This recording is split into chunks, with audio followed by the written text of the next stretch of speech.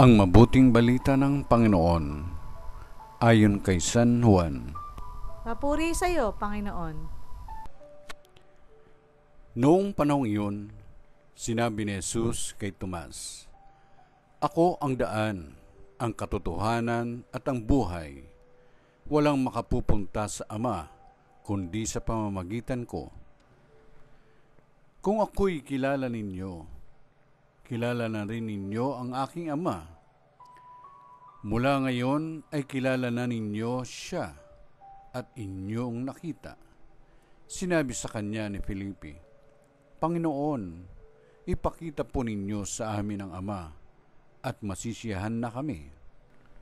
Sumagot si Jesus, "Matagal na ninyo akong kasama, Felipe.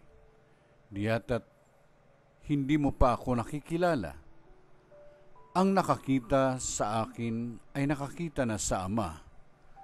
Bakit mo sinasabing ipakita mo sa amin ang Ama?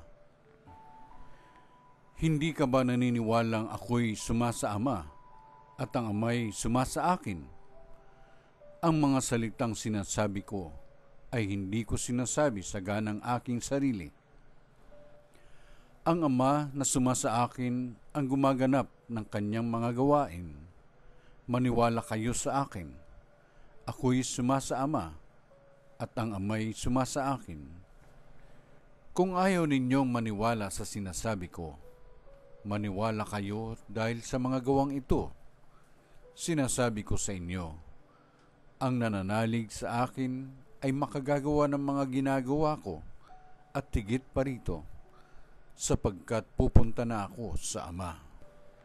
At anumang hilingin ninyo sa Ama sa aking pangalan ay gagawin ko, upang maparangalan ang Ama sa pamamagitan ng Anak. Gagawin ko ang anumang hihilingin ninyo sa pangalan ko." Ang mabuting balita ng Panginoon.